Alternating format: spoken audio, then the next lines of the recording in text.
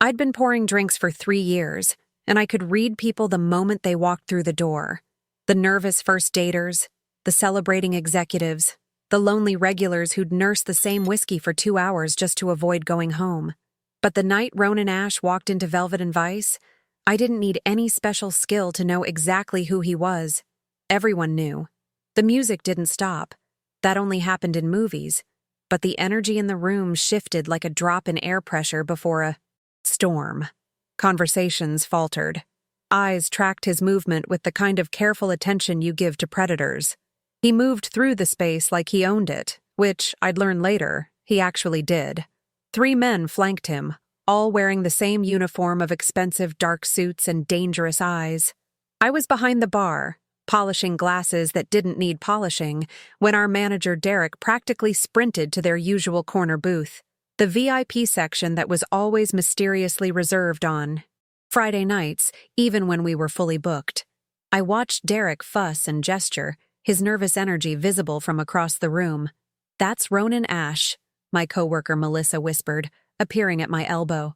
Her voice held equal parts fear and fascination. "I know who he is," I said, setting down the glass. "They say he controls everything south of 5th Street. Imports, gambling, protection, everything. They say a lot of things. But I'd heard the stories too. Everyone had. Ronan Ash wasn't just a name whispered in back alleys. He was a fact of life in this city, as permanent and undeniable as the skyline. He'd built an empire from nothing, controlled it with an iron fist wrapped in expensive Italian leather, and left a trail of destroyed enemies who'd underestimated him. "Jade, you're taking their table," Derek said, materializing beside me with his practiced manager smile that didn't reach his eyes. "Why me?" "Because you don't get flustered, and because Sarah called in sick." He was already walking away. "Top shelf everything, whatever they want, and for God's sake, be professional." I grabbed my order pad more out of habit than need. Men like that didn't order complicated cocktails. I wound through the tables, aware of eyes following my path.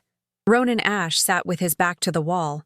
Of course he did, facing the entire room. His 2 men flanked him on either side, creating a wall of muscle and menace. Up close, he was somehow both exactly what I expected and completely different. Tall, broad-shouldered, with dark hair styled with just enough product to look deliberate. A thin scar cut through his left eyebrow, pale against his olive skin. But it was his eyes that caught me. Dark, intelligent, and utterly unreadable. He wore black like it was a second skin. Tailored suit, dark shirt, no tie. A watch that probably cost more than my car caught the low light. "Good evening," I said, meeting his gaze directly. "What can I get you?" One of his men started to speak, but Ronan raised a hand slightly. The gesture was small, but absolute. "McAllen, 25. Neat." His voice was low, controlled, with the barest hint of an accent from the old neighborhood. "And water, room temperature." "Of course." I turned to his men. "Same," they said in near unison. I didn't write anything down. "I'll have that right out." "You're not from here," Ronan said. Not a question. I paused, turned back. "I've been here 3 years. Before that, Portland." "Why'd you leave?" The question was casual, but something in his attention felt weighted, like he collected information the way some people collected art. "Wanted a change of scenery." "And did you find it?" "Found something."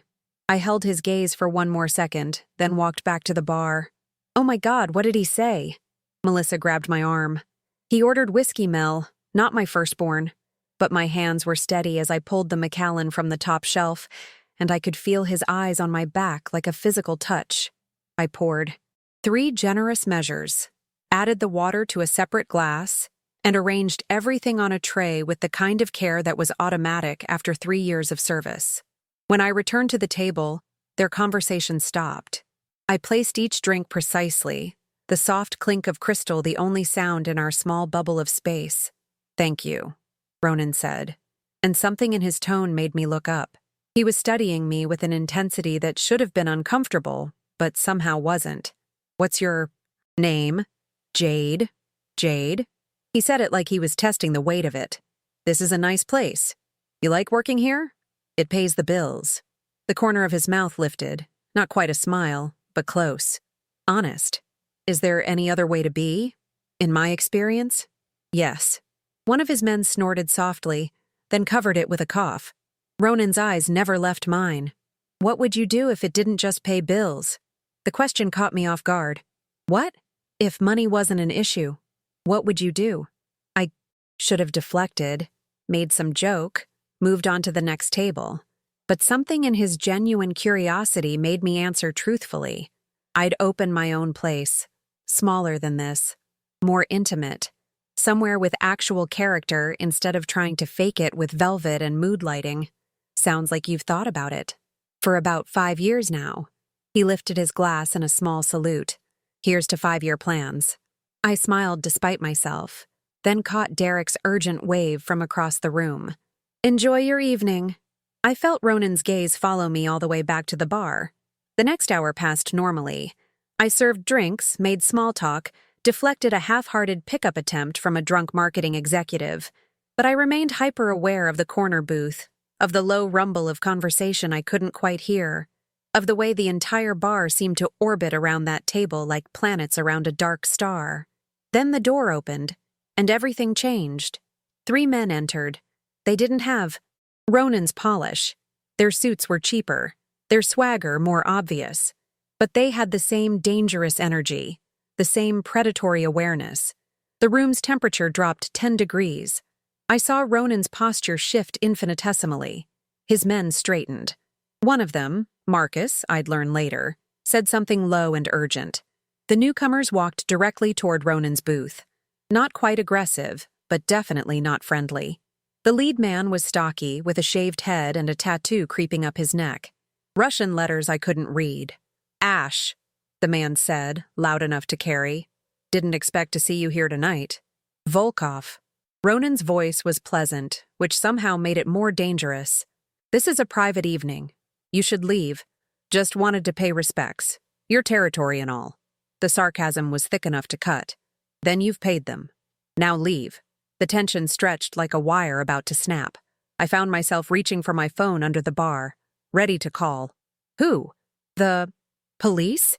They'd take 30 minutes to respond to this neighborhood, and everyone knew it. Volkov leaned forward, hands on the table. A clear violation of space, of respect. "We need to talk about the waterfront.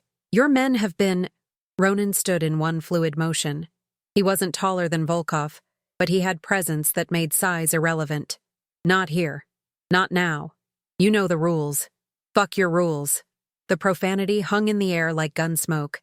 Every conversation in the bar had stopped. Even the music seemed quieter. Ronan's voice dropped to something barely above a whisper, but it carried to every corner of the room. "Everyone out." People moved immediately. Chairs scraped. Glasses clattered. The Friday night crowd evacuated like the building was on fire. And maybe it was, metaphorically speaking. I saw Derek ushering people toward the exit, his face pale. "Jade, come on!" Melissa hissed, grabbing her purse. But I didn't move. I couldn't explain why. Maybe it was stubbornness. Maybe it was the 3 years I'd invested in this job, the rent due next week, the sense that running away felt like abandoning ship. Or maybe it was something else entirely. A curiosity about a man who ordered water at room temperature and asked about 5-year plans. The bar emptied in under 2 minutes. Derek shot me one desperate look before being swept out by the crowd. The door closed, the lock clicking with finality. And then there were 7 of us. Ronan and his 2 men. Volkov and his 2. And me still standing behind the bar like an idiot, my heart hammering against my ribs. Ronan turned, scanning the room, and his eyes landed on me. Something flickered across his face. Surprise, maybe, or concern. "Except you," he said. And I realized he was finishing his earlier command. "You stay." Volkov laughed, ugly and sharp. "Keeping your bartender? Gonna need a witness?" "I'm going to need a drink when this is done," Ronan said calmly. His attention shifted back to Volkov, dismissing me as a non-threat, a piece of furniture. Somehow that was more reassuring than being noticed. "Now," You want to discuss the waterfront. Let's discuss it. What followed wasn't the violence I'd expected. It was worse in some ways. A cold, calculated negotiation that made it clear both men were used to dividing the city like a pie chart, with territories and percentages and consequences for violations. Volkov wanted access to Pier 19. Ronan explained, in excruciating detail, why that would never happen. The conversation was businesslike, almost boring, except for the undercurrent of death that flowed beneath every word. I busied myself wiping down the bar, my ears tuned to every syllable. I learned that Ronan controlled the southern docks, that Volkov was expanding from the north, getting greedy, that someone named Konstantin was behind the push, and that name made even Volkov nervous. "You're being used," Ronan said finally. "Konstantin sends you here to test my response. You start a fight in my place," I respond with force. "It justifies his expansion. You're a pawn. I'm nobody's pawn." "Then stop acting like one. Go back to the north side. Tell Konstantin that the waterfront isn't negotiable. But tell him I'm willing to discuss the container yard on 5th. Legitimate discussion, neutral ground, proper channels." It was a masterclass in de-escalation. Ronan was offering Volkov a way to save face, giving him something to bring back to his boss, turning a confrontation into a negotiation. I watched, fascinated despite myself, as Volkov's posture slowly relaxed. "5th Street yard?" Volkov said carefully. 40-60 split your favor, but my oversight. Take it to Konstantin. If he's interested, we talk tomorrow. If not," Ronan shrugged, "then we'll see each other again soon. And next time won't be a conversation." Volkov stared at him for a long moment, then nodded slowly. "I'll take it to him." "Good. Now get out of my bar. Thank you so much for staying with us.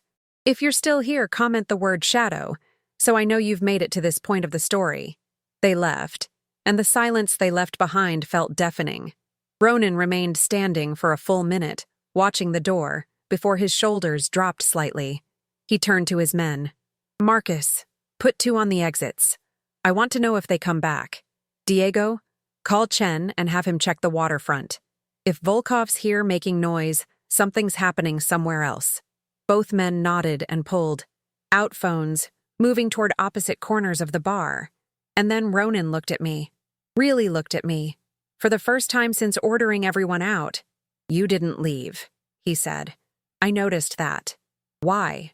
I set down the cloth I'd been using to nervously polish the same spot on the bar for 5 minutes. "Honestly, I'm not entirely sure. Seemed stupid to run. Running would have been smart. Maybe. But this is where I work. And you said everyone out except me. So I stayed." He crossed to the bar, his footsteps silent on the floor. Up close, without the table between us, I could see the fine lines at the corners of his eyes, the shadow of stubble on his jaw, the way his collar was unbuttoned just enough to show the edge of a tattoo I couldn't quite make out. "That was dangerous," he said quietly. I got that impression. Volkov is unpredictable. If things had gone differently, but they didn't. He studied me with that same intense focus from earlier. "You're either very brave or very stupid." "I've been called both." I pulled a fresh glass from under the bar. "You said you'd need that drink. Still want it?" Something shifted in his expression. Not quite a smile, but a softening around the edges. "Yeah, I do." I poured another measure of Macallan, this time adding a single large ice cube the way I'd seen him prefer it at the end of his first glass. He noticed, raised an eyebrow. "You're observant. Bartender's superpower." He lifted the glass but didn't drink, just held it loosely, watching the amber liquid catch the light. "What else do you observe? You want the real answer or the polite one?" "Real. Always real." I leaned against the bar, meeting his eyes. "You're used to being in control. You read people fast and adjust your approach accordingly. With Volkov, you were calm, reasonable, offering him an out because you knew he wasn't the real threat. You dress like you're going to a funeral because you want people to take you seriously before you even open. Your mouth. And you asked me about my dreams earlier because you're used to people wanting things from you. And someone who has their own ambitions is more interesting than someone who just wants a piece of yours." The silence stretched for 3 heartbeats. Then Ronan laughed. Actually laughed, low and genuine, and it transformed his face completely. Damn. Remind me never to play poker with you. You couldn't afford my buy-in. Don't be so sure. He sipped his drink, watching me over the quay. Rim. You're Jade Carter, 28. Moved here from Portland 3 years ago after your mother died. No siblings? No criminal record? Not even a parking ticket. You work 40 hours a week here, pick up shifts at a coffee shop on weekends. You live alone in a studio apartment in Riverside, drive a 10-year-old Honda, and you're exactly $4,200 away from having enough saved for a down payment on a small commercial property. My blood went cold. How do you? I own this building, Jade. I know everyone who works in my properties. He set down his glass gently. But I didn't know you were observant enough to read me that well. That's unusual. Is that a threat? My voice came out steadier than I felt. Knowing all that about me? No. It's context. He pushed the glass back toward me. One more. Then I'll leave you alone. I poured, my hands shaking slightly now. The adrenaline from earlier was fading, replaced by the realization of exactly how exposed I was. This man knew my life story, controlled my workplace, and had just negotiated a criminal empire dispute in front of me. You're scared now, he observed. Good. You should be. But not of me. Then who? Volkov's people, Konstantine's people. Anyone who might have seen you here tonight and wondered if you heard too much. He pulled something from his pocket. A card, matte black with silver lettering. A phone number, nothing else. If anything unusual happens, if you see anyone hanging around, your apartment, following you, anything that feels wrong, you call this number. I stared at the card.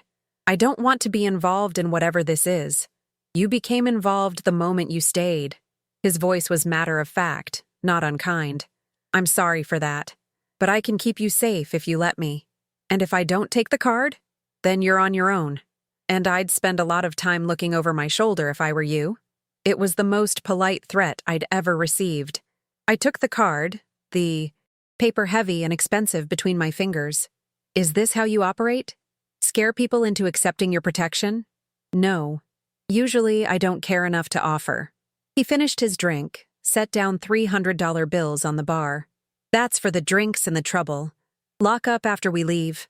Don't come in tomorrow. I'll make sure Derek knows you're taking the weekend off, paid. I don't need... Yes, you do. Trust me.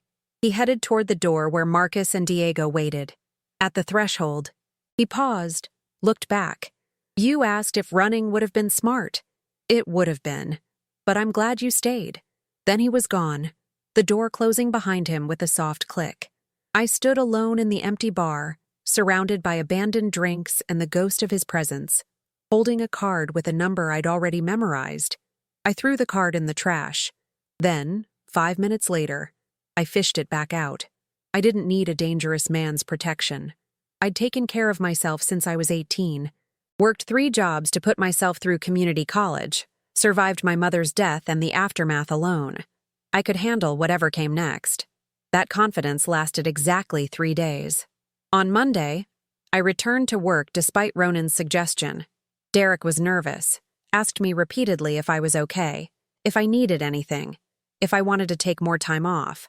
I assured him I was fine, poured drinks, smiled at customers, and pretended that Friday night had been nothing more than strange interruption. Tuesday was the same. No sign of Ronan or his men, no Russian gangsters, just normal work, normal tips, normal exhaustion at the end of a long shift. Wednesday, I came home to find my apartment door slightly ajar. I stood in the hallway for a full minute, heart pounding, phone in hand. Called the police first. That was the rational thing to do. They said they'd send someone, could be 30 minutes to an hour. I called my neighbor, Mrs. Chen, an elderly woman who fed the building's stray cats and, knew everyone's business. She hadn't seen anyone unusual. The rational thing would have been to wait in the hallway for the police. Instead, I pushed the door open slowly. The hinges creaked, abnormally loud in the silence. My studio apartment was small enough to see the entire space from the doorway. Everything was wrong. My clothes pulled from the closet and scattered across the floor. Kitchen cabinets open, contents dumped. The mattress half pulled from the bed frame. My laptop, old and battered but mine, gone from the desk. My TV still there, my small jewelry box untouched. This wasn't a robbery. This was a message. I backed out of the apartment, closed the door carefully, and walked to the end of the hallway where the stairwell offered better light. My hands shook as I pulled out my wallet, finding the black card I'd tucked behind my driver's license. I dialed the number. It rang once. Yes. Male voice, not Ronan's. This is Jade Carter. I need... My voice cracked. I cleared. My throat tried again. He said to call if anything unusual happened. Stay where you are. Don't go back inside. Someone will be there in 10 minutes. The line went dead. I slid down the wall, sitting on the grimy stairwell floor, and waited. 7 minutes later, I heard the heavy thud of car doors slamming outside. Footsteps on the stairs, multiple pairs, moving fast. Marcus appeared first, the same man who'd flanked Ronan on Friday. Behind him, 2 others I didn't recognize. Miss Carter. Marcus was all business. Anyone else in the building see you come home? Mrs. Chen, maybe, next door. He gestured to one of his men, who immediately headed down the hall. Show me. I led him to my apartment. He entered first, hand inside his jacket, definitely armed, and cleared the space with professional efficiency. Stay here, he said, then pulled out his phone. Yeah, it's confirmed. Places tossed, laptop gone, door was jimmied. Professional, but meant to be noticed. A pause. Understood. He hung up, turned to me. Pack a bag. Clothes for a few days, toiletries. Anything you can't replace. You've got 5 minutes. I'm not going anywhere until the police will find an apartment that was broken into while you were at work. They'll file a report, tell you to get better locks, and do exactly nothing. Is that how you want to spend your evening? What's the alternative? Mr. Ash wants you somewhere safe, while we figure out who did this and why. Wants? I repeated. Not asks. Marcus's expression didn't change. If you prefer, I can leave. You can wait for the police, file your report, and sleep here tonight wondering if they're coming back. Your choice. I looked at my destroyed apartment, at my scattered life, and made a decision I'd question for weeks. Give me 10 minutes. I packed mechanically. Clothes, my backup phone charger, the photo of my mother I kept on the nightstand, my journal.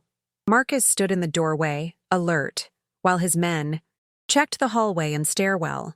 When I emerged with my duffel bag, he took it from me without asking. Mrs. Chen? I said. Already spoke with her. Told her you're staying with family for a few days after the break-in. She'll keep an eye on the place. You work fast. It's what I'm paid for. The building had 3 black SUVs parked out front, engines running. Marcus guided me into the middle one, slid in beside me. The interior smelled like leather and gun oil. We pulled away from the curb. In formation, 3 vehicles moving through the city like a motorcade. Where are we going? I asked after 10 minutes of silence. Somewhere safe. That's not an answer. It's the only one I have. We drove north, away from my neighborhood, into the part of the city where buildings got taller and streets got cleaner. The warehouse districts gave way to restored brownstones, then to glass and steel towers that scraped the clouds. We pulled into an underground parking garage beneath one of the new luxury high-rises, descending 3 levels below street level. Marcus led me to a private elevator that required a key card and a code. The elevator had only 2 buttons, garage and penthouse. You're kidding, I said. Mr. Ash wants to ensure your safety personally. Mr. Ash can ensure it from a safe distance. Take it up with him. The elevator rose so smoothly, I barely felt the movement. When the doors opened, I stepped directly into an apartment that was larger than my entire buildings. First floor. Floor-to-ceiling windows overlooked the city, a glittering sprawl of lights that made everything seem small and manageable from up here. The space was modern, masculine, and surprisingly tasteful. Dark hardwoods, leather furniture, art that looked original, a kitchen with industrial appliances, a hallway that suggested multiple bedrooms. And sitting at a dining table with his laptop open, still wearing black, was Ronan Ash. He looked up as we entered, his expression unreadable. Thank you, Marcus. Marcus set down my bag, nodded once, and disappeared back into the elevator. The doors closed, leaving me alone with the man who'd somehow become the center of my rapidly unraveling life. I didn't want this, I said before he could speak. I know. I should have stayed away. Should have let Friday night be the end of it. Yes. His agreement surprised me. I'd expected justification, manipulation, some explanation about how this was all necessary. Instead, he just closed his laptop and stood.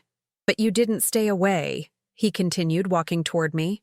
You came back to work. You went home to your apartment. You lived your life like you were still safe, and now someone's made it clear that you're not. Because of you. Because of me, he agreed. I'm sorry for that. The apology sounded genuine, which somehow made everything worse. I wanted him to be a monster, a stereotypical criminal who saw people as assets. Instead, he looked tired, concerned, and genuinely regretful that his world had bled into mine. How long do I have to stay here? I asked. Until we determine who broke into your apartment and neutralized the threat. And if I refuse? If I just leave the city?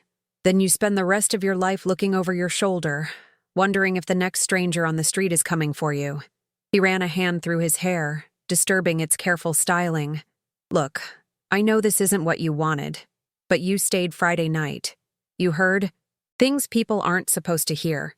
And now someone, Volkov, Konstantin, maybe someone else entirely, thinks you're valuable. Either as leverage against me, or as a witness they need to silence. This is insane. This is my life. And now, temporarily, it's yours too. He gestured down the hallway. Guest room is the second door on the right. Your own bathroom, everything you need. My room is at the end of the hall. Marcus and Diego rotate shifts in the living room. You're safe here. Until... when? Until I make you not worth the trouble. I stared at him, trying to reconcile the calm man standing before me with the criminal empire he supposedly controlled. And how do you do that? Let me worry about that. You just try to be comfortable. I know it's asking a lot. He turned back toward his laptop, dismissing me, and something in the gesture sparked anger. I'd been scared, compliant, overwhelmed, but underneath it all, I was pissed. Pissed that strangers had invaded my home. Pissed that I'd been forced from my life. Pissed that this man could upend my world with such casual authority. No, I said. He looked back, eyebrow raised. No? You don't get to just absorb me into your life and tell me not to worry about it. You want me here? Fine. But I'm not going to be a prisoner in a gilded cage. I want to know what's happening, what you're doing to fix it, and when I can go home. A slow smile spread across his face. The first real one I'd seen. Most people in your position would just do what they're told. I'm not most people. No, he said softly. You're not. He closed the laptop completely, giving me his full attention. All right, here's what I know.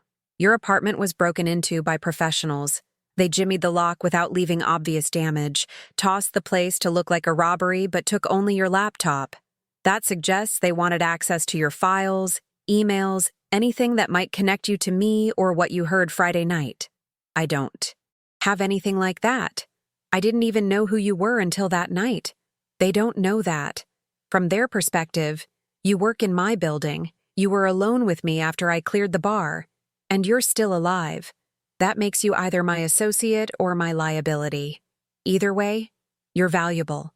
I moved to the windows, looking out at the city that suddenly felt hostile. So what's the plan? I'm putting word out that you're nobody, an innocent bystander who was just doing her job and didn't hear or see anything relevant. Marcus is already spreading the story. You were in the back during the confrontation, didn't witness anything, aren't involved. Meanwhile, I'm working on the Volkov situation through proper channels. Proper channels, I repeated. Is that like criminal HR? He laughed, surprised. Something like that. There are rules, believe it or not. Ways things are supposed to be done. Volkov violated them by coming to Velvet and Vice. Now I get to make him pay for it. Without breaking the rules myself. And if he doesn't care about rules, then things get messier. But let's hope it doesn't come to that. I turned to face him, leaning against the cold glass. Why do you care? About me, I mean. You could have just, I don't know, made me disappear, paid me off to leave town. Why bring me here? The question hung between us, heavy with implications. Ronan was quiet for a long moment, his dark eyes searching my face like he was trying to solve an equation. Because you asked about 5-year plans, he said finally. Because you didn't run when everyone else did. Because you're observant and honest, and you've got $4,000 saved toward a dream most people would have given up on years ago. He moved closer, stopping a few feet away. Because in my world, most people want something from me, and you just wanted to do your job and go home. That's rare. So this is charity. No. This is me recognizing that you got pulled into something. That wasn't your fault, and I have the resources to keep you safe while I fix it. He paused. And maybe it's a little selfish, too. Maybe I'm curious about the woman who's brave enough to call me out for wearing funeral clothes. Despite everything, I smiled. They are funeral clothes. I like black. I noticed. The moment stretched, charged with something I didn't want to name. Then my stomach growled, embarrassingly loud in the quiet apartment. Ronan's mouth twitched. When did you last eat? Breakfast, maybe? It's almost 10. Come on. He headed toward the kitchen, already pulling out his phone. You like Thai? Is this really happening? Am I really about to order takeout with a crime lord? I prefer business owner. But yes. He was scrolling through a delivery app like this was completely normal. And for the record, I'm an excellent host. You'll see. I followed him to the kitchen, my bag still sitting by the elevator, my life still in chaos, my future still uncertain. But in that moment, watching Ronan Ash debate between pad thai and drunken noodles, I felt the first flicker of something other than fear. Maybe it was curiosity. Maybe it was the adrenaline finally fading. Or maybe it was the dangerous realization that, despite everything, I felt safer in this stranger's penthouse than I had in my own apartment for the past 3 days. Both, I said. What? Get both. If I'm going to be trapped here, I might as well eat well. He grinned, added, both dishes to the cart, and something in his expression made my heart skip. Trapped is such a harsh word. Let's go with staying as my guest under moderately restrictive circumstances. That's a terrible euphemism. I'm working on it. And despite everything, despite the fear and the uncertainty and the complete upheaval of my life, I laughed. The food arrived 40 minutes later, delivered by a nervous young man who didn't make eye contact and left before Ronan could tip him. We spread the containers across the dining table, and for a while, we just ate in comfortable silence. The pad thai was excellent. The drunken noodles were better. So, I said finally, twirling noodles around my fork, what exactly do you do? And don't say business owner. I want the real answer. He considered me over his beer. Expensive craft IPA, not the mass-produced stuff. How honest do you want me to be? Completely. All right. I own a dozen legitimate businesses. Restaurants, clubs, commercial real Thai, estate. A security company. Those make money and keep the IRS happy. I also control most of the gambling operations south of 5th, handle imports and exports that don't appear on official manifests, provide protection services, and facilitate transactions between parties who prefer to avoid traditional banking. He took a sip, watching my reaction. In other words, I'm exactly what you think I am, just better at it than most. And this doesn't bother you? The illegality? The world isn't black and white, Jade. Yes, I break laws, but I also employ 300 people legally, provide loans to businesses banks won't touch, and keep neighborhoods safe that the police gave up on years ago. I have rules. No drugs, no human trafficking, no targeting civilians. I'm not a saint, but I'm not a monster either. I wanted to argue, to point out the flaws in his logic, the harm that came from operating outside the law, but sitting in his home, eating food he'd bought, protected by the security he provided, the moral high ground felt shaky. What about before? I asked instead. How did you get here?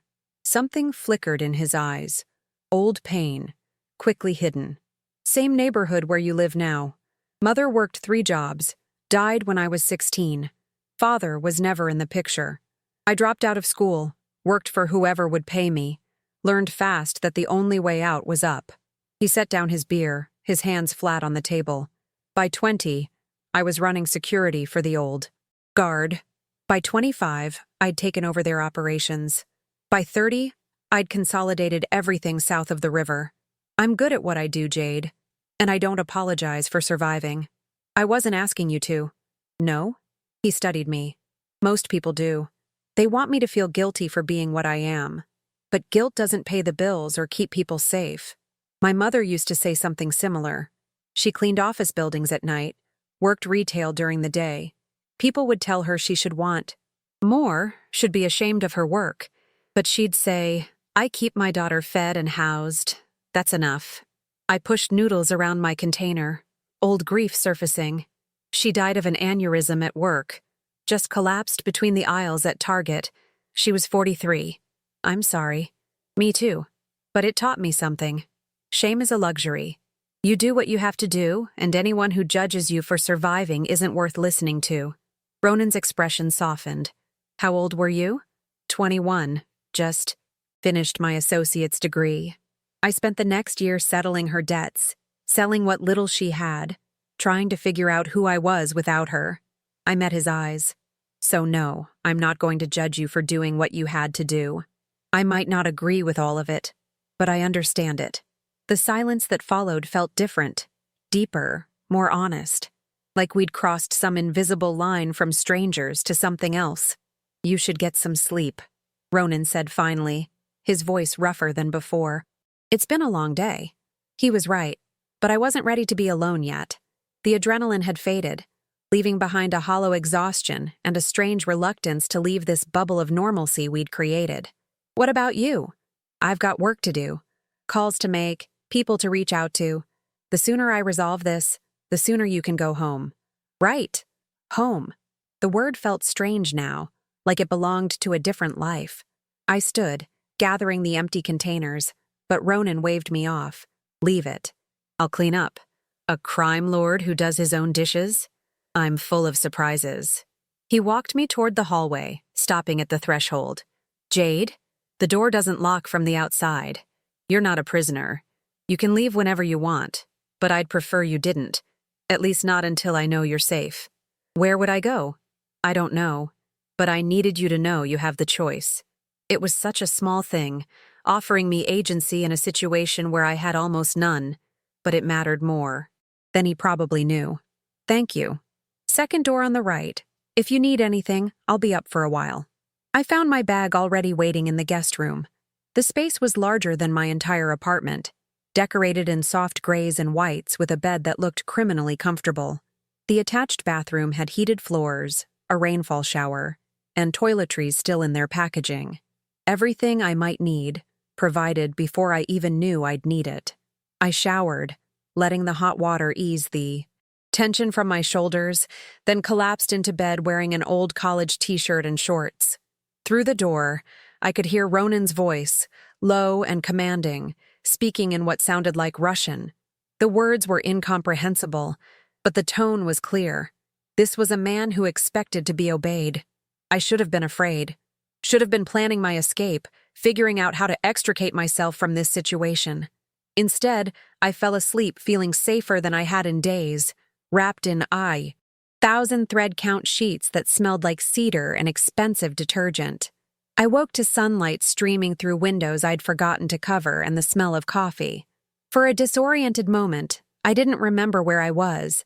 Then it all came rushing back. The break-in, Marcus, the penthouse, Ronan. I pulled on jeans and a sweater, ran my fingers through my hair, and followed the coffee smell to the kitchen. Ronan stood at the counter, already dressed in another black suit, his hair still damp, from a shower. He looked up when I entered, and something in his expression made me hyper-aware of my bare feet and morning face.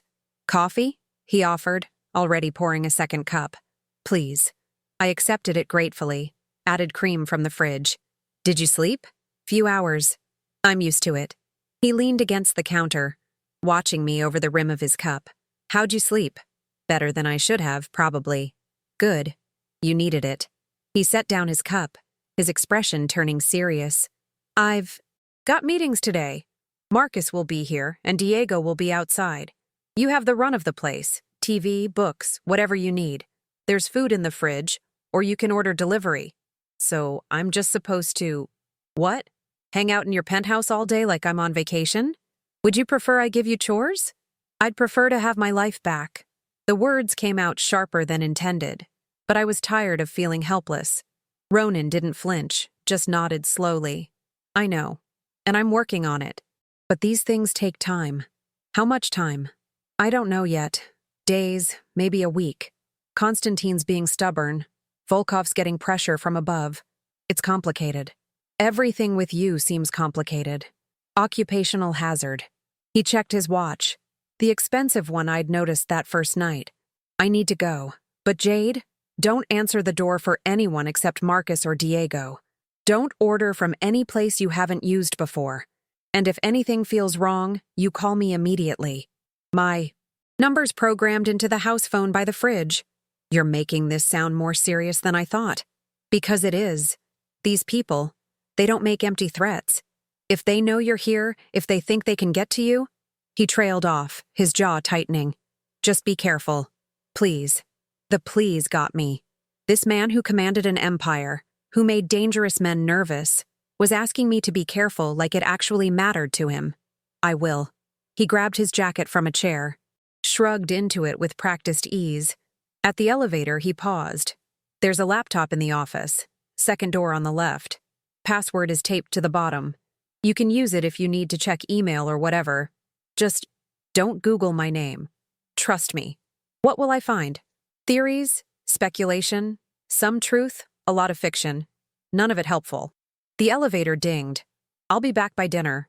Then he was gone, and I was alone in a luxury penthouse with a guard in the living room and nowhere to be. It should have felt like prison. Instead, it felt like the strangest snow day of my adult life. I spent the morning exploring.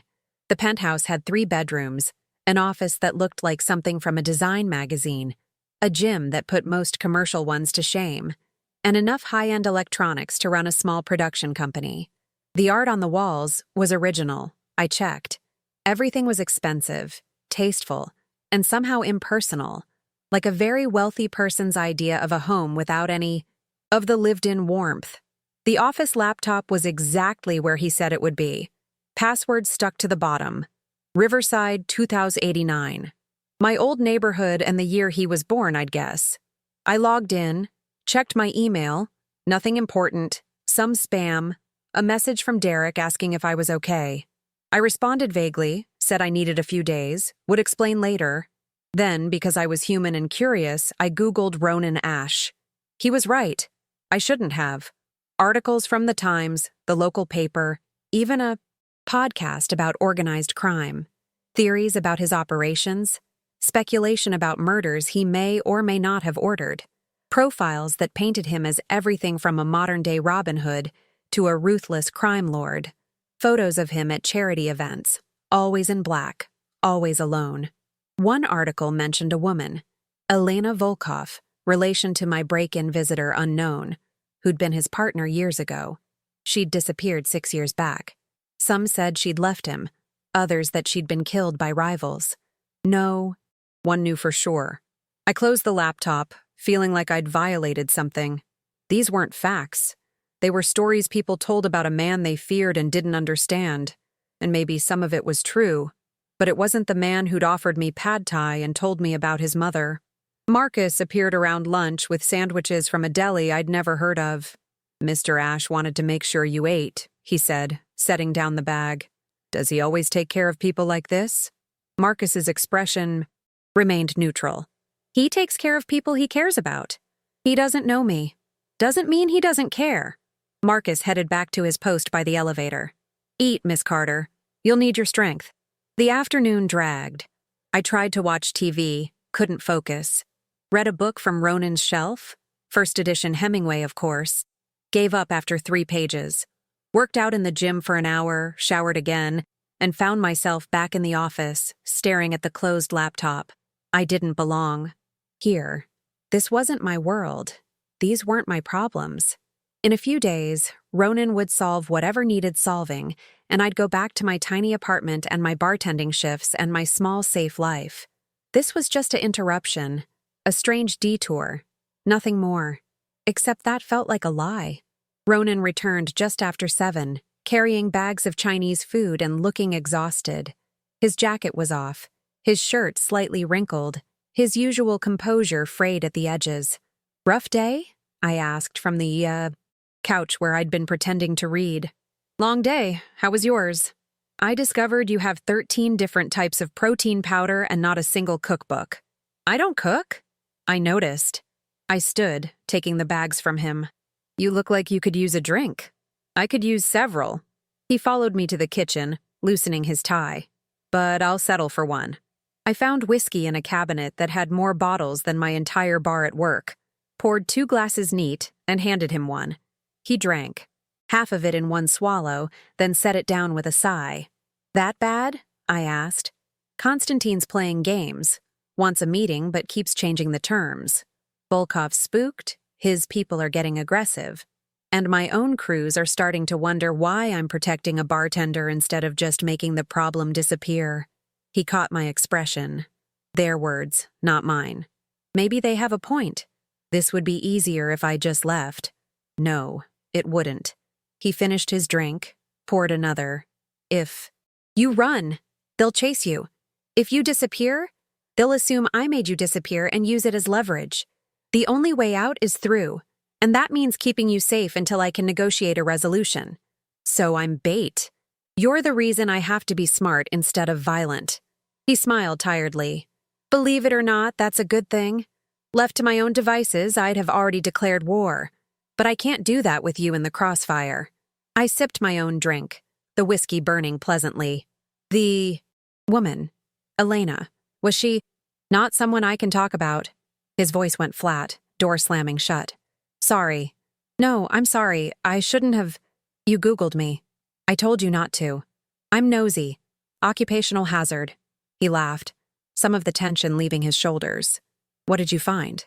"A lot of speculation, some scary theories, and apparently you're either a criminal mastermind or a misunderstood philanthropist, depending on who's writing."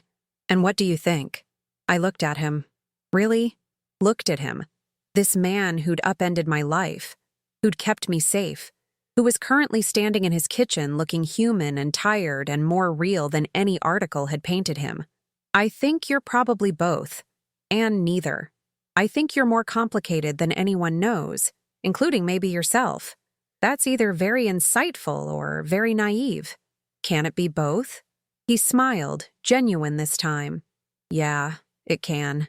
He grabbed the Chinese food bags, started pulling out containers. "Come on, let's eat. Before it gets cold. And you can tell me how you spent your day in my prison." "It's not a prison." "Gilded cage, then." "Better." I helped him unpack. Kung Pao chicken, beef and broccoli, egg rolls, fried rice. "Though, for the record, your movie selection needs work.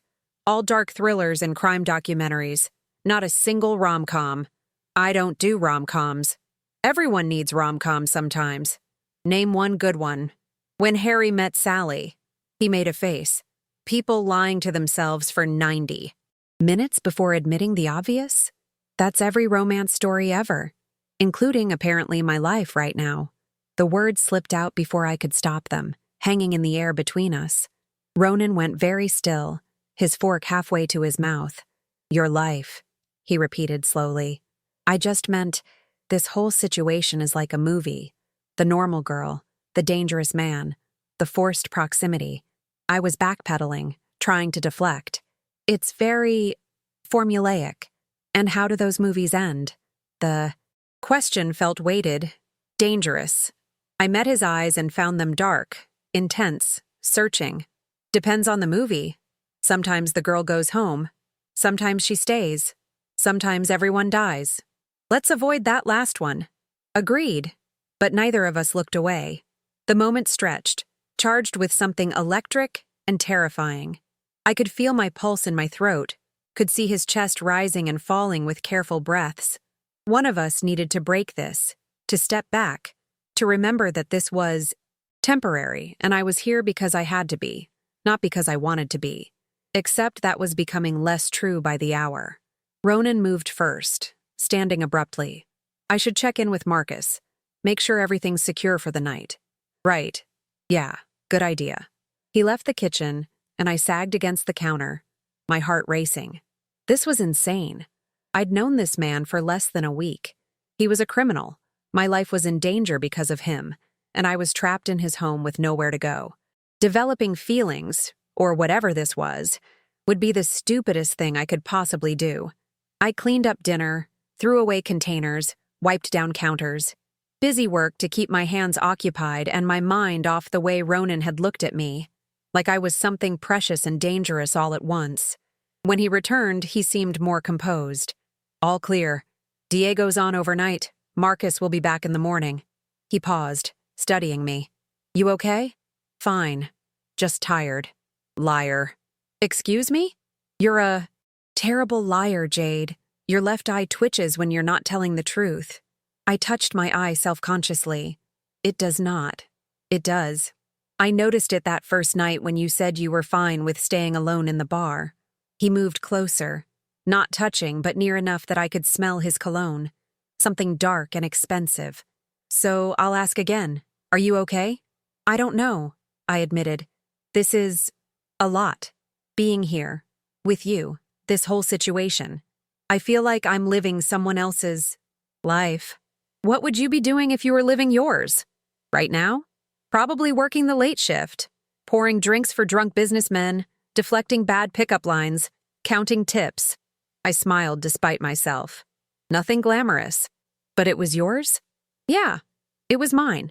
He reached out slowly, giving me time to move away, and tucked a strand of hair behind my ear. The gesture was gentle, intimate, and it made my breath catch. I'm going to fix this, he said quietly. Get you back to your life. I promise. What if I don't want to go back? The words escaped before I could stop them, raw and honest. Ronan's hand stilled against my cheek, his eyes searching mine. Jade? I know. This is temporary. You're just keeping me safe. I'm just a bartender who was in the wrong place at the wrong time. I was rambling, needing to fill the silence. But this week, being here, talking to you, it's the first time in years I've felt like more than just someone surviving. And I know that's probably just Stockholm Syndrome or adrenaline or... He kissed me. Not gentle, not tentative. A claiming kiss that swallowed my words and thoughts and left nothing but sensation. His hand cupped my face, his other arm wrapped around my waist, pulling me against him. I melted into it, my fingers gripping his shirt, every nerve ending coming alive. When we finally broke apart, both breathing hard, he rested his forehead against mine. Not Stockholm Syndrome, he said roughly, and not adrenaline. I've wanted to do that since you stood behind that bar and called my clothes funeral attire. You're a criminal. I know. This is insane. I know that too. We barely know each other. Then let's fix that. He pulled back enough to meet my eyes. Stay up with me. Talk to me. Tell me everything about Jade Carter that isn't in the background check. I should have said no. Should have gone to my room, put distance between us, remembered all the reasons this was a terrible idea. Instead, I took his hand and led him to the couch. We talked until 3 a.m.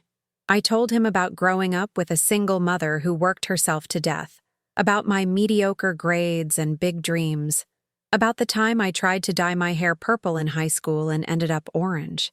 He told me about learning Russian from the neighborhood bookmaker, about his first arrest at 17 for a fight he didn't start, about the mentor who'd taught him that power without control was just chaos. We talked about books we'd read, movies we loved, the best pizza in the city. Stupid things, important things, everything and nothing. And somewhere around 2 a.m., I ended up curled against his side, his arm around my shoulders, feeling safer than I had any right to feel. This is still insane, I murmured against his chest. Completely insane, he agreed. His fingers traced patterns on my shoulder. But I don't care. You should. I'm a complication you don't need. Maybe I need complications. Maybe I've been so focused on control and power and keeping everything in order that I forgot what it's like to want something just because I want it, not because it's strategic. I tilted my head to look up at him. And you want me? More than I should. More than is smart. His dark eyes held mine. But yes, I want you. Even though I'm nobody, just a bartender with a 10-year-old Honda and $4,000 in savings, you're not nobody, Jade. You're the woman who didn't run when she should. Have. Who asked about my 5-year plans and called me out for my fashion choices? Who survived losing her mother and kept going, kept saving, kept dreaming? His hand came up to cut my face. You're someone who makes me want to be the man you see when you look at me, not the monster everyone else sees. I don't see a monster. I know. That's the problem. He kissed me again, slower this time, like we had all the time in the world. Maybe we didn't. Probably we didn't. But in that moment, I chose to believe we did. I chose to believe that a bartender and a crime lord could find something real in the chaos, that danger and desire could coexist, that sometimes the stupidest choice was also the right one. When we finally pulled apart, Ronan stood, pulling me up with him. You should sleep. Tomorrow might be complicated. More complicated than this? Potentially. He walked me to the guest room, stopped at the door. Jade, whatever happens, whatever you decide when this is over, I want you to know that this wasn't just about keeping you safe. You matter. To me. I kissed him once more, brief and sweet. You matter too, even with the funeral clothes. He smiled, that rare, genuine expression that transformed his face. Good night, Jade. Good night, Ronan. I closed the door, leaned against it, and wondered what the hell I'd just done. Then I climbed into bed, my lips still tingling from his kisses, and realized I didn't care. Smart or stupid, safe or dangerous, I'd made my choice. I just hoped I'd live long enough not to regret it. The next morning brought rain and bad news. I woke to raised voices from the living room, Ronan and Marcus arguing in low, urgent tones. I pulled on yesterday's jeans and crept to the doorway, listening. Can't just ignore it. Constantine knows she's here. How? Ronan's voice was ice. We don't know. Could be someone on our end. Could be they followed you from the bar. Does it matter? They know. A long silence. Then, options. Move. Her! We've got the safe house in Brooklyn, or we could take her to Chen's place uptown. Or we end this today. You meet with Constantine. Give him what he wants. Get him to call off his dogs. He wants the waterfront. That's not negotiable. Then we're at war. I stepped into the doorway before I could overthink it. Both men turned, Marcus looking guilty, Ronan looking grim. What's going on? I asked. Ronan exchanged a look with Marcus, who nodded once and disappeared toward the elevator. Then he turned to me, his expression carefully neutral. Konstantin Volkov, the man behind the break-in, behind Volkov's appearance at the bar, knows you're here. We don't know how, but he does. And that changes things. Changes them how? It means you're not just a loose end anymore. You're leverage. A way to get to me. He ran a hand through his hair, frustration evident in every line of his body. I should have moved you immediately. Should have been more careful. So, what do we do? We? He focused on me, something fierce in his eyes.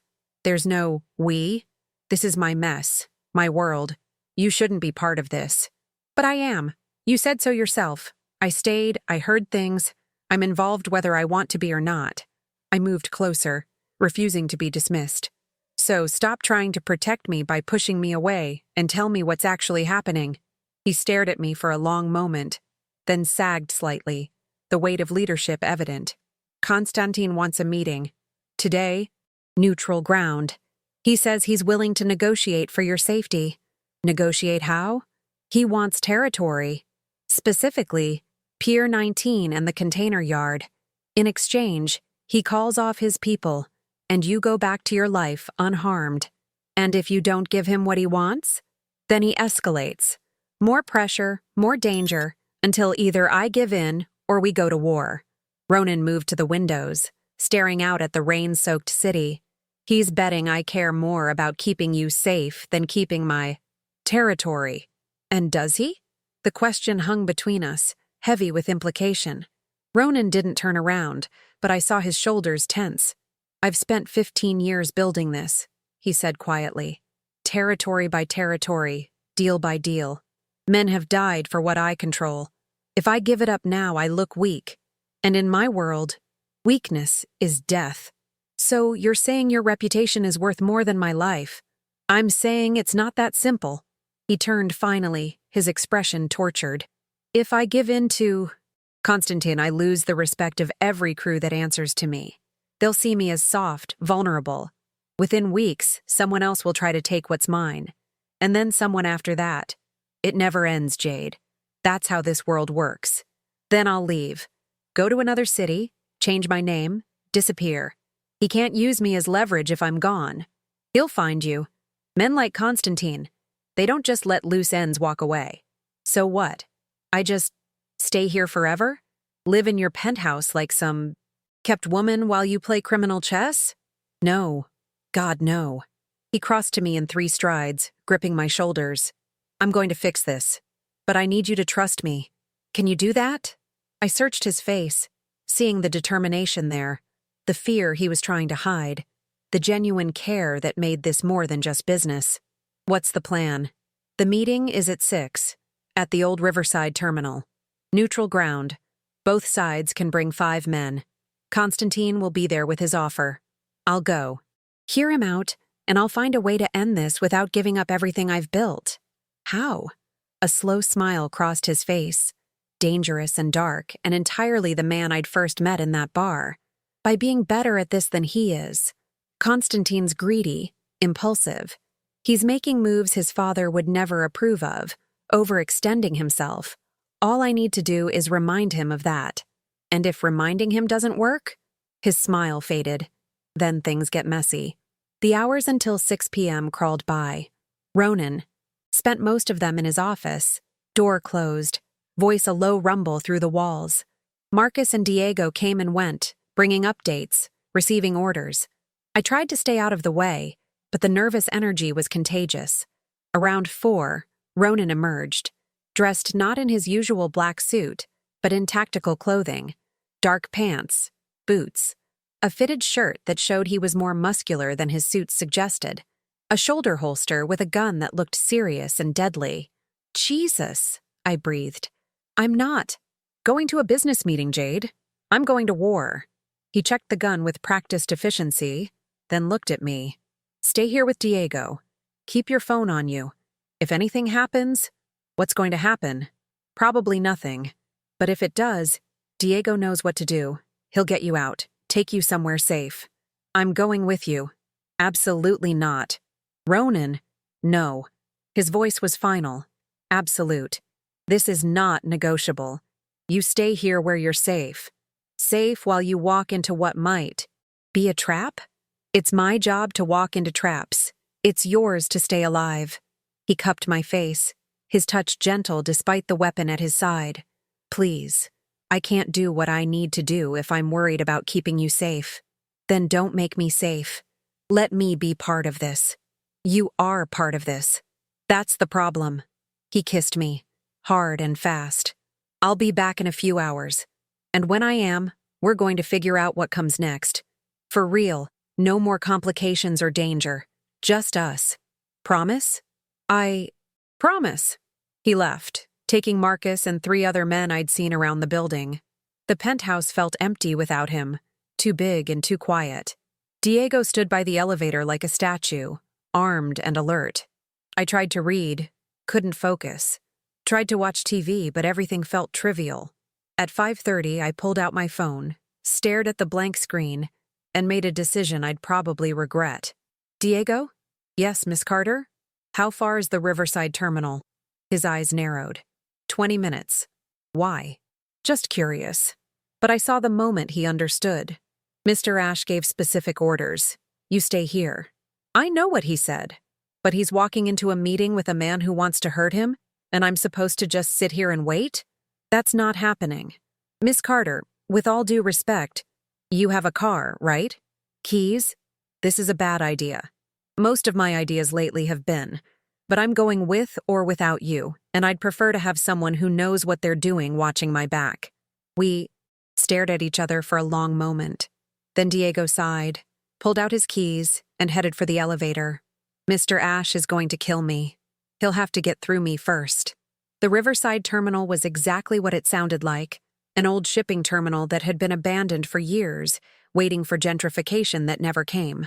Warehouses loomed against the gray sky, their broken windows like empty eyes. The rain had stopped, leaving everything slick and gleaming. Diego parked 3 blocks away, behind an old factory. "We stay in the car," he said firmly. "We observe only. If anything goes wrong, we leave immediately." "Fine. I mean it, Miss Carter. Mr. Ash brought 5 men. If shooting starts, we're outnumbered and outgunned. Our job is to survive and report back, nothing more." "I understand. But I didn't. Not really. I couldn't explain the compulsion that had driven me here, the need to see this through. Maybe it was because my life hung in the balance. Maybe it was because I cared about Ronan more than I should. Or maybe I was just tired of being protected, of having decisions made for me." We approached on foot, staying in the shadows. The terminal stretched before us, empty concrete, rusted shipping containers, puddles reflecting the darkening sky. 2 groups faced each other across 50 feet of open space. Ronan's men on one side, Constantine's on the other. And in the middle, 2 men. Ronan, calm and controlled in his tactical gear, and Constantine, Volkov, older than his son, with silver hair and a face that spoke of violence and power. Their voices carried in the empty space, words I couldn't quite hear, but I could read their body language. Constantine gesturing broadly, aggressive. Ronan still, listening, waiting. "This was a mistake," Diego muttered beside me. "We should go." But I couldn't look away. This was my life they were negotiating, my future hanging in the balance between these 2 men and their empires. Then everything went wrong. A 3rd group appeared from between the containers, 6 men, heavily armed, moving fast. Not Constantine's and not Ronan's. They opened fire immediately, muzzle flashes bright in the gloom. "Down!" Diego yanked me behind a container as bullets pinged off metal. Chaos erupted. Shouting, more gunfire, men scattering. Through the gap between containers, I saw Ronan dive for cover, returning fire. Saw Marcus go down, clutching his shoulder. Saw Constantine's men and Ronan's both scrambling. Caught off guard by this 3rd group. "Who are they?" I gasped. "I don't know. But we're leaving. Now." Diego grabbed my arm, pulling me back the way we'd come. But I saw something that made my blood freeze. One of the attackers had circled around, was approaching Ronan's position from behind. Ronan didn't see him, focused on the threat ahead. "Diego?"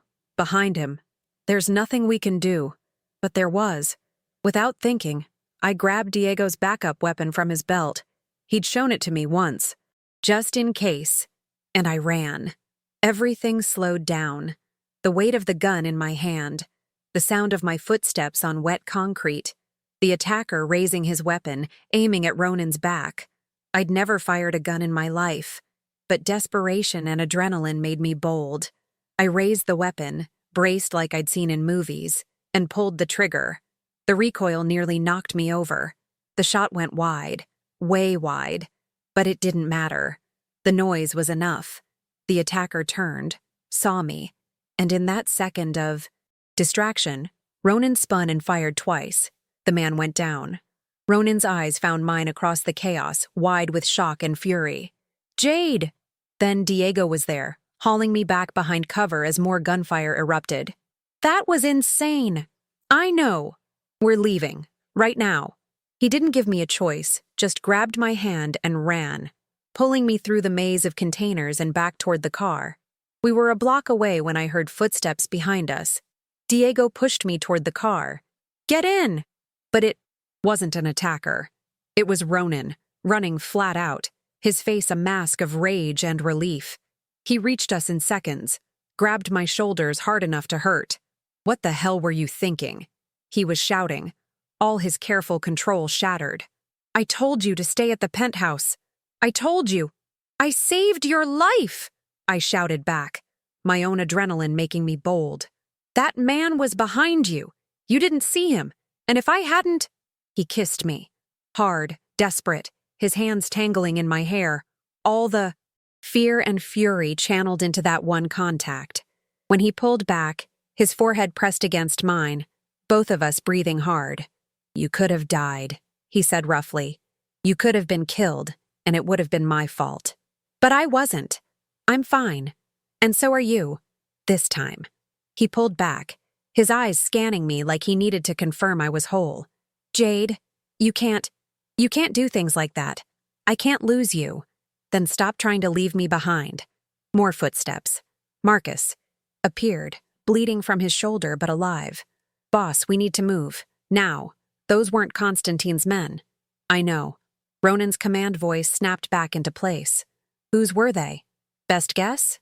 His father's. The old man found out about the meeting, didn't approve, sent his own people to clean up the mess. Marcus grimaced. Constantine's either dead or wishing he was. His crew scattered. And ours? 2 wounded, no fatalities. We got lucky. Ronan looked at me, then at Diego, then back at Marcus. Take everyone to the Brooklyn safe house. Get medical attention for the wounded. I'll meet you there in an hour. Boss? That's an order. He softened slightly. I need to handle this. You did good today, Marcus. Now go. Marcus nodded, pressed his good hand to his wound, and melted back into the shadows. Ronan turned to Diego. You let her leave the penthouse. I tried to stop her, Diego said. She was going with or without me. I made the call to provide protection. You made the right call. Ronan clapped him on the shoulder. Take the car. I'll take Jade in mine. We ended up in Ronan's Audi, the interior leather still carrying the faint scent of gun smoke. He drove in silence, his jaw tight, his hands gripping the wheel with controlled violence. We weren't heading back to the penthouse. We were heading somewhere else, somewhere I didn't recognize. Where are we going? I asked quietly. Somewhere we can talk. Without witnesses, without interruptions. He glanced at me, his expression unreadable. What you did back there, I know it was stupid. It was brave and reckless and terrifying. He pulled into an underground garage beneath a building I didn't recognize, killed the engine. You saved my life, and you could have lost yours doing it. Would you rather I'd let you die? I'd rather you'd stayed safe like I asked. Well, that's not what happened. So deal with it. We stared at each other in the dim garage light, 2 stubborn people who'd just survived a gunfight, running on adrenaline and emotion. Then Ronan laughed, low and rough. You're the most infuriating woman I've ever met. Good. You need someone to shake things up. He reached over, pulled me across the center console, and kissed me with an intensity that had nothing to do with gentleness and everything to do with need. I kissed him back, my fingers gripping his shirt, the fear and adrenaline transforming into something else entirely. When we finally broke apart, both breathing hard, he rested his forehead against mine. Come upstairs with me. Where are we? Another property. Somewhere safe. Somewhere private. His dark eyes held mine. I need to know you're okay. All of you. And I need you, Jade. Tonight. Is that okay? The question, asking permission, giving me choice even now, undid something in my chest. Yes, it's okay. The apartment was smaller than the penthouse, more personal. Photos on the walls, people I didn't recognize, places that looked like memories. This wasn't a showpiece. This was where Ronan actually lived when he wanted to be alone. He locked the door behind us, engaged 3 separate locks, then turned to me. How are you, really? Shaking, terrified, exhilarated. I held up my hands, watched them tremble. I've never fired a gun before. You missed by 3 feet, but I got his attention. That's what mattered. He crossed to me, took my hands in his, stilling their tremor. You could have been killed. If he'd shot back, if Diego hadn't been there, if anything had gone differently. But it didn't. I'm fine. We're both fine. I squeezed his hands. Ronan, I couldn't just sit in that penthouse and wait. Not when your life was on the line. Why not? The question was simple, but the answer wasn't. I looked at this man who'd turned my world upside down, who'd protected me and frustrated me and made me feel more alive than I had in years. Because somewhere between pad thai and tactical gear, I fell for you, said quietly, and I couldn't lose you without trying to save you. His breath caught. Jade, I know it's insane. I know we barely know each other, that this is all adrenaline and forced proximity, and probably a dozen other psychological explanations. But I don't care. I care about you. And that means I get to make stupid, brave choices too. He pulled me against him, his arms wrapping around me tight enough to hurt. You're going to destroy me, he murmured into my hair. Completely destroy. Me. Is that a bad thing? It's terrifying. He pulled back, cupped my face in his hands. I've spent 15 years building walls, keeping people at a distance, never letting anyone matter too much. And then you walked into my bar and called my clothes funeral attire, and somehow every wall I built just crumbled. So what do we do about it? This. He kissed me again, but different this time. Slower, deeper. A promise instead of a demand. If you want to, if you're sure. I answered by pulling him closer, by letting my actions speak louder than words. We stumbled toward the bedroom, shedding tactical gear and nervous laughter, finding skin and warmth and the desperate need to confirm we were both alive. What followed was intense and tender, and nothing like I'd imagined. Ronan was careful despite the urgency, checking in with touches and whispered questions, making sure I was with him every step. And I was, completely, utterly present in a way I'd never been before.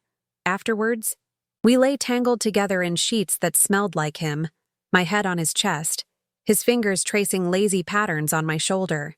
Through the window, the city lights glittered like fallen stars. What happens now? I asked quietly.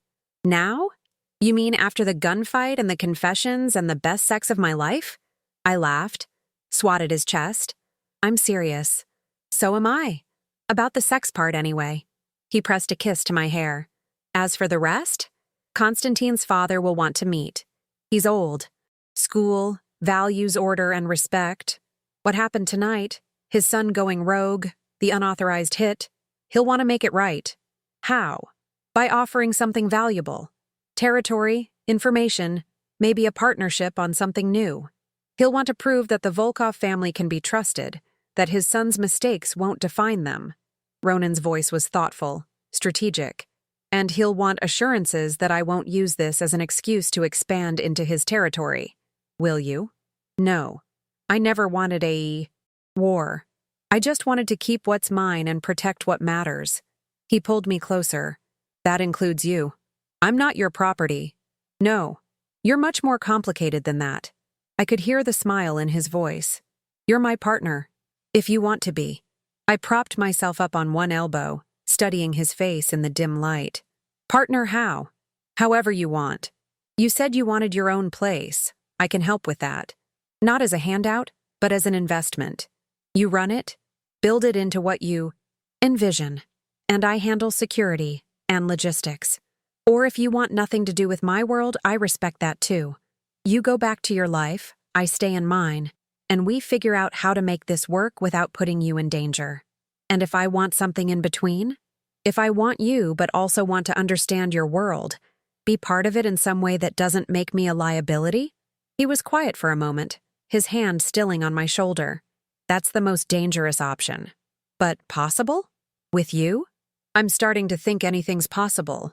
He pulled me back down, tucked me against his side. But we don't have to decide tonight. Tonight, let's just be two people who survived something scary and found something good in the chaos. I can do that. We drifted in comfortable silence, the adrenaline finally fading into exhaustion. I was almost asleep when he spoke again, his voice soft in the darkness. Elena, the woman you asked about. She was my partner years ago. Not romantic, but business.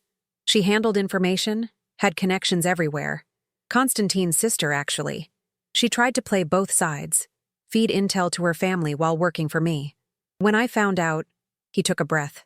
I didn't kill her. I wanted to. Should have. But I couldn't. So I gave her a choice. Leave the city and never come back, or face the consequences. She left. Last I heard, she's in Europe somewhere, alive and well. Why are you telling me this? Because you deserve the truth. All of it. I'm not a good man, Jade. I've done things, ordered things, that would horrify you. But I've never lied to you. And I won't start now.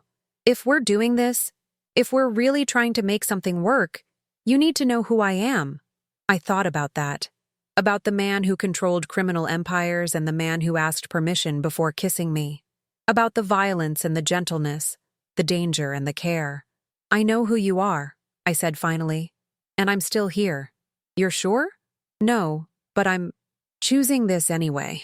He laughed quietly, pressed another kiss to my hair. Then we'll figure it out together. One day at a time. Starting tomorrow? Starting tomorrow. But tonight, you're safe. We're safe. And that's enough. I fell asleep in his arms, in a stranger's apartment in a city I'd moved to 3 years ago looking for a fresh start. I'd found danger and chaos, and a man who'd turned my world upside down. And somehow, impossibly, I'd also found home. The next 3 days passed in a strange bubble of normalcy and tension. Ronan met with Constantine's father, a meeting that lasted 6 hours and resulted in what he called an understanding. The old man had been apologetic about his son's actions, offered territory near the container yards as compensation, and guaranteed there would be no retaliation for the botched meeting. He knows his son screwed up, Ronan explained over dinner that night, going behind his father's back, trying to make moves without permission. In their world, that's a death sentence. But the old man values legacy, doesn't want to start a war over his son's stupidity. So we made a deal. And me? I asked. You're off limits. No one touches you, no one threatens you, no one even looks at you wrong. It's been communicated to every crew in the city. He reached across the table, took my hand. You're safe now. For real. Which meant I could go home. Back to my apartment, my job, my normal life. The thing I'd wanted desperately a week ago now felt hollow and wrong. I don't want to go back, I said. Ronan's expression shifted, hope and concern mixing. You don't have to decide right now. Yes, I do. Because if I don't, I'll talk myself out of this. I'll convince myself that this was just survival instinct, that what I feel isn't real. I stood, moved around the table to him. But it is real. You're real. And I want this, whatever this is, even knowing all the complications. Jade. He pulled me onto his lap, his arms wrapping around my waist.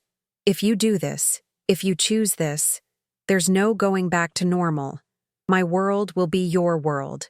The danger, the secrecy, the constant awareness that not everyone plays by the rules. I know. And you're okay with that? I'm terrified of that. But I'm more terrified of walking away and spending the rest of my life wondering what if. I cupped his face, made him look at me. I'm choosing you, Ronan.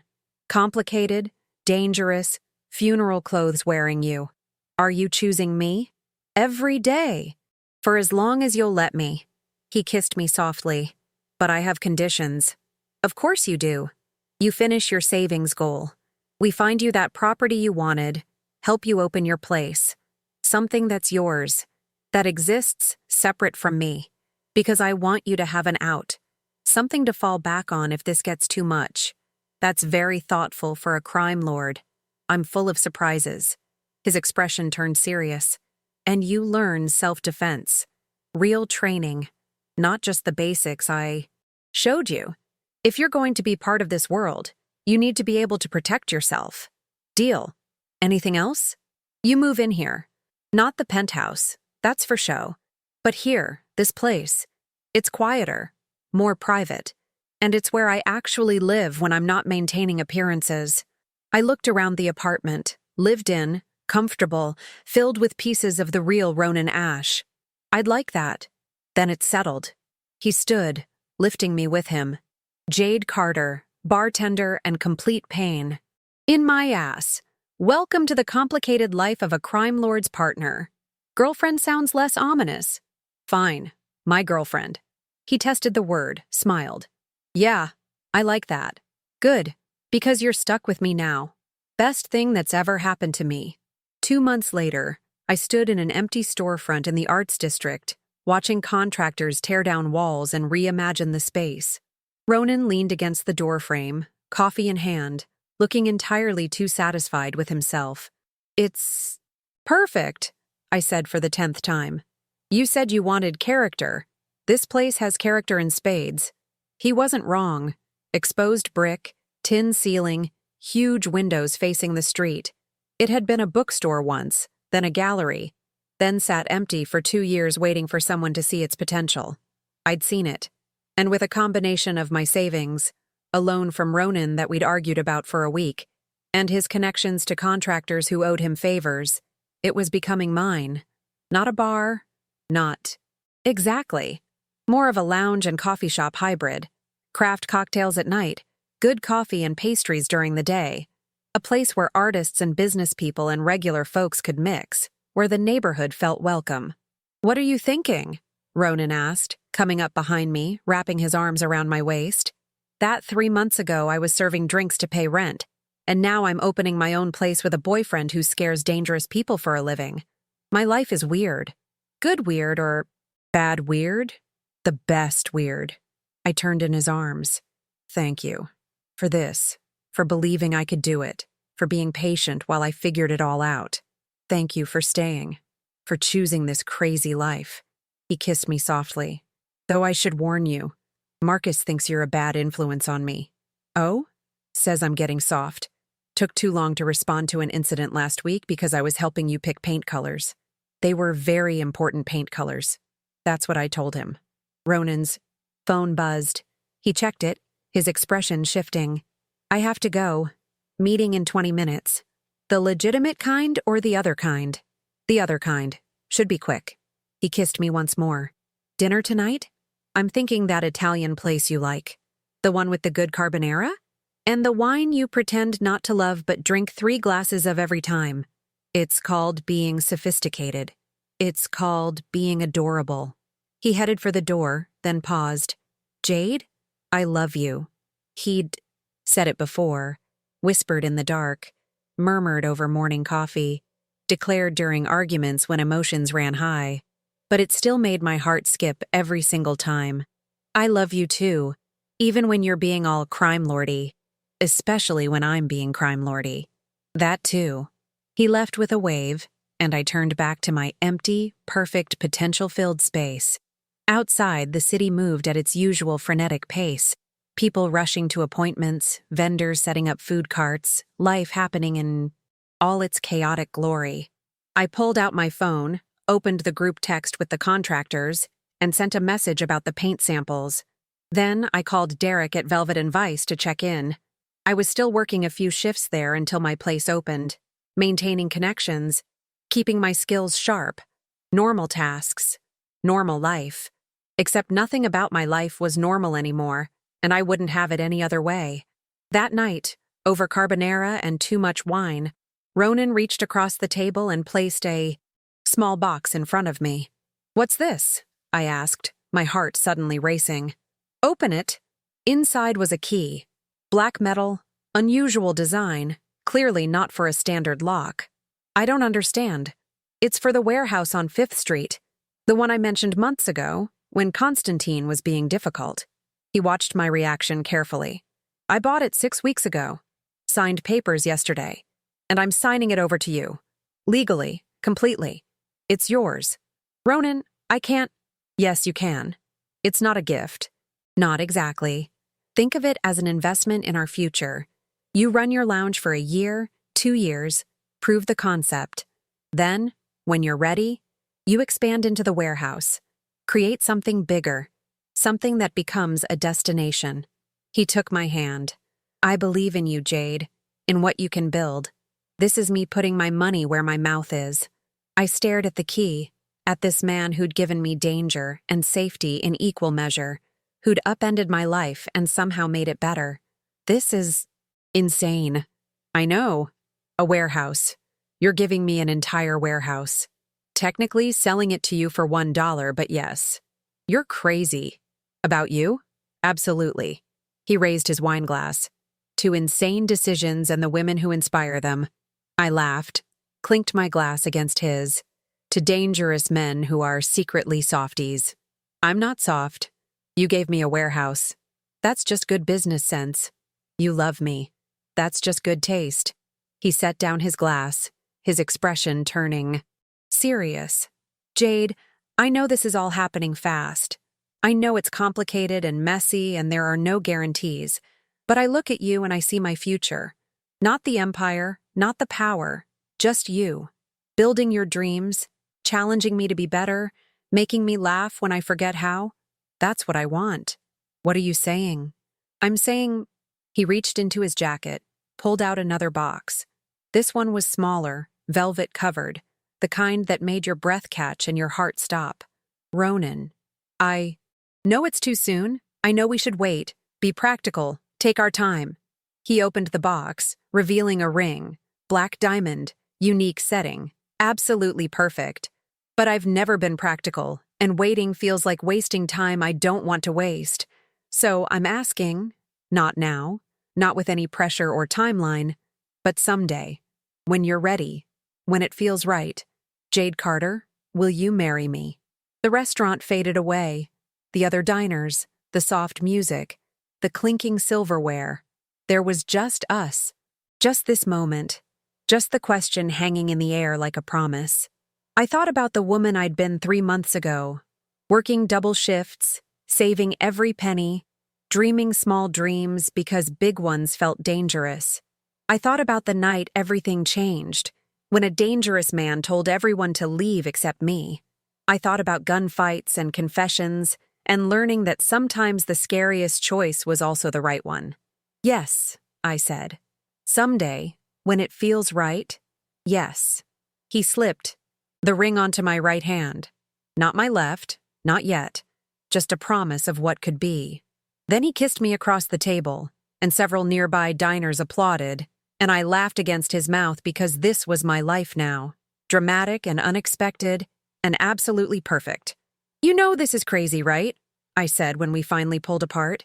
Completely insane, he agreed. Your world is dangerous. People will always be trying to take what's yours. We'll have to be careful, vigilant, always looking over our shoulders. I know. And I'm still going to call you out when you wear too much black. I'm counting on it. And I'm going to want normal things too.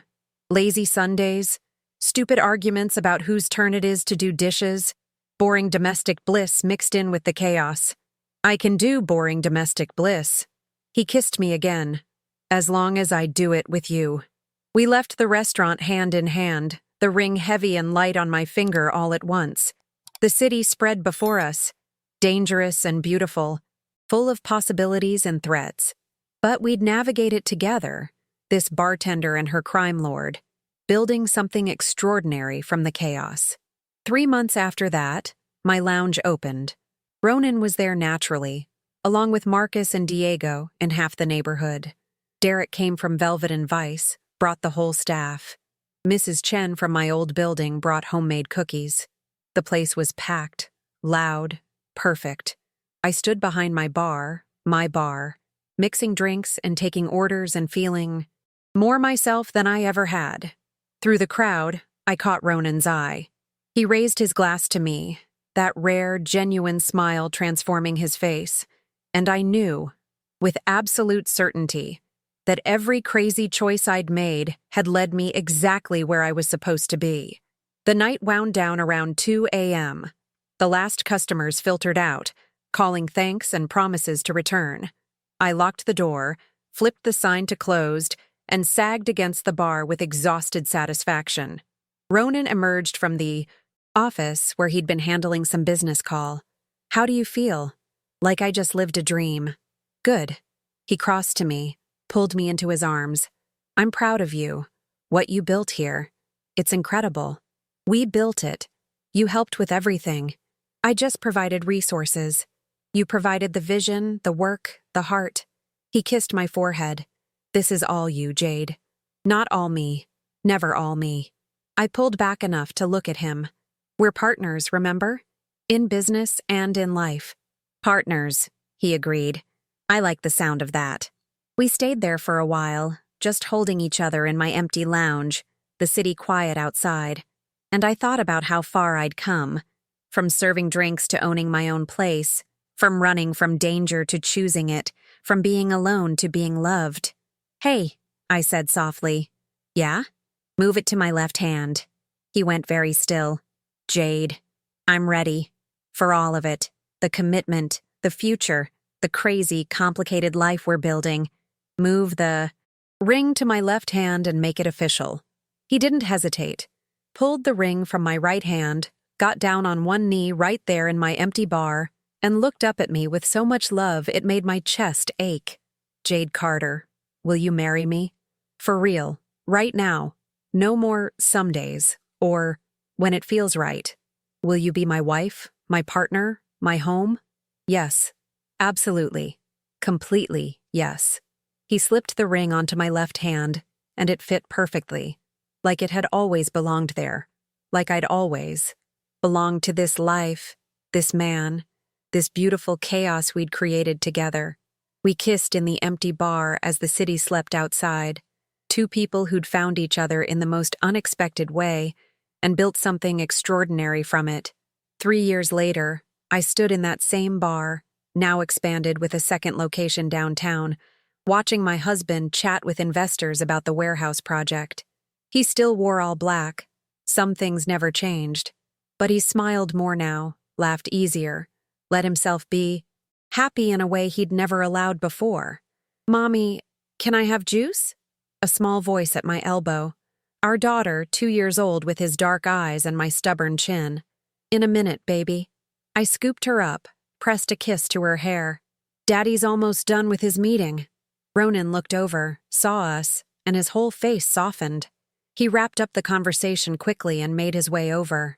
My girls, he said, kissing first our daughter, then me. How's my favorite bartender? Tired, happy, wondering how this became my life. Good weird? The best weird. He laughed, that sound I never got tired of hearing. Come on, let's go home. Marcus can lock up. We walked out together, husband, wife, daughter, looking like any other young family leaving their business for the day. No one would guess the full story. The danger, the drama, the night in a bar when everything changed. But I knew. And I'd choose it all over again. Every single time. Because sometimes the most dangerous choice is also the right one.